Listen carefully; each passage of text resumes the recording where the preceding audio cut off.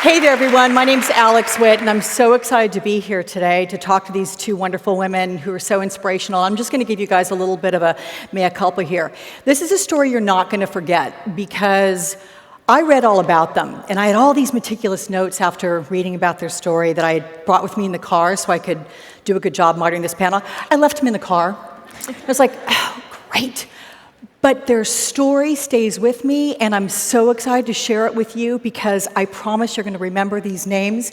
Doniece Sandoval and our artist, Inocente. Welcome to you both. Doniece, you've seen what she has done. She is the founder of Lava Mae, and she has taken one of these just incremental ideas. You know, when you think about homelessness, you think about people, well, you need your shelter, you need your food, you need your clothing. That's true. And people are helping that in a big way.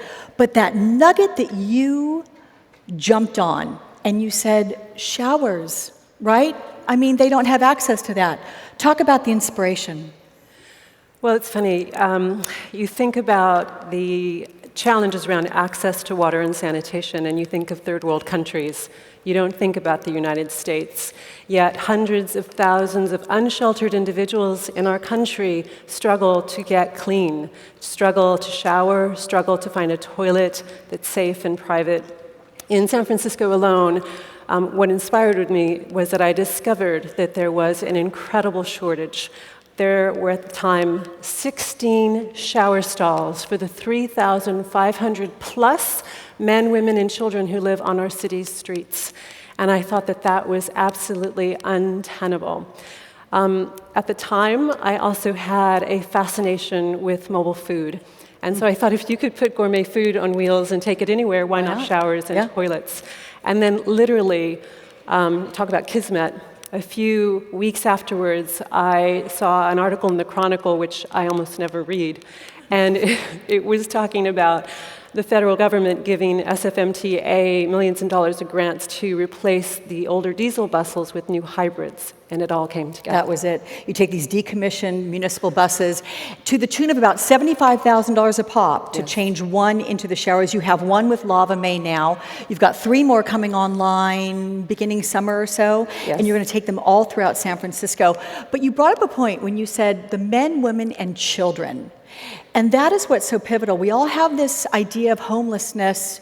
Many of us do. I shouldn't speak for all of you. But, you know, you think about a man, you see them pushing a grocery cart, and that's not at all the reality.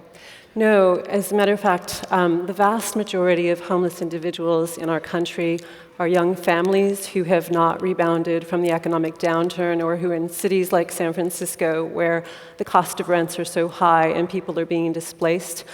Senior citizens, in December, we showered a 92-year-old woman who had just been evicted from her apartment. Veterans still who are struggling to rebuild their lives and find security and safety. The vast majority of homeless people, about 80%, are only homeless for a period of time, not for long years, but that period is growing because of the economic struggles that continue in the country. But it's not the face that we think of typically when we automatically think of who a homeless individual is.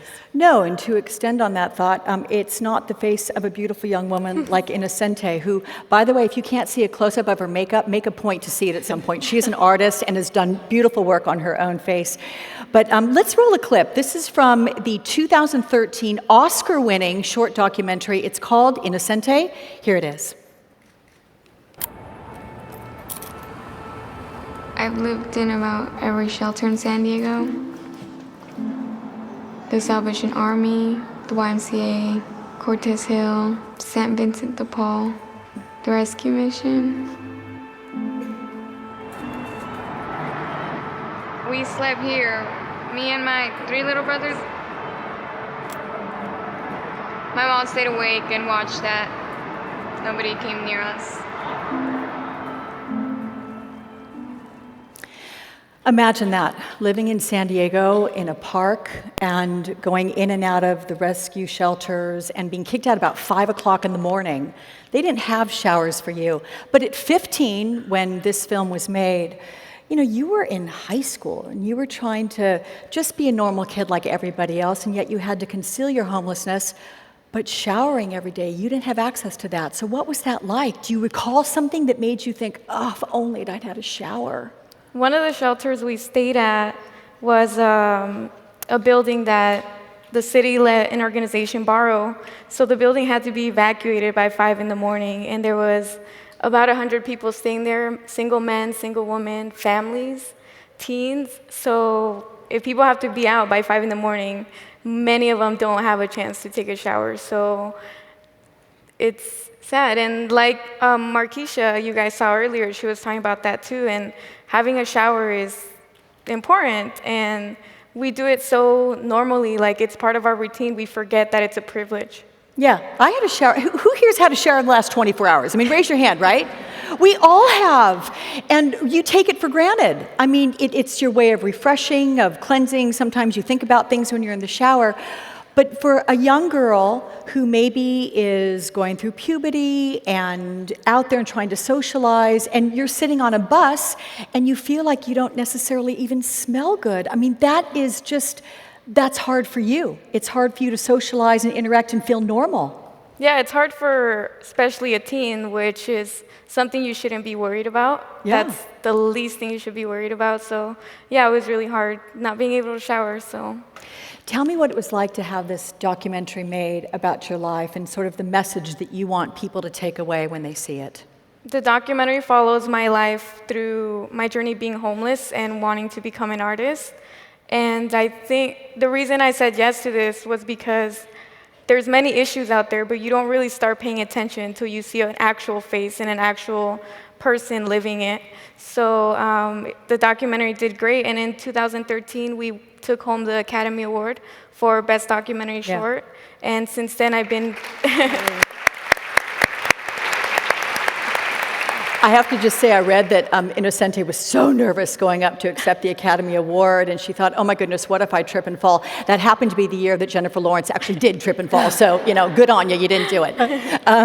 But when you think about what Doniece has undertaken and the difference that having showers would have had in your life at that point, I mean, you look at her and you just say, thank you for having such a specific, detailed idea and making a huge difference in people's lives, yeah? Yeah, and I mean, that's why I'm happy to be here, because here we're learning about all the great things that are happening around the world, and everyone has a great idea. And in San Diego, too, we have one place that I know of that people can go shower. One? And it's not mobile, so people have to get to that destination. That's why mobile showers are such a great idea, and maybe they'll bring one to San Diego. Well, that's the idea, and I know you have projects, you have the 3 that'll come on in San Francisco, but you don't want to stop there. No, we don't. We've been contacted by hundreds of organizations around the globe, as close as San Jose, New York, as far away as Mongolia and Ghana. They contact us and say, hey, we have buses. Please work with us to address this problem. And so in 2016, we will launch Lava Mae Global to get out there and help address this problem around the world. Well done, bravo.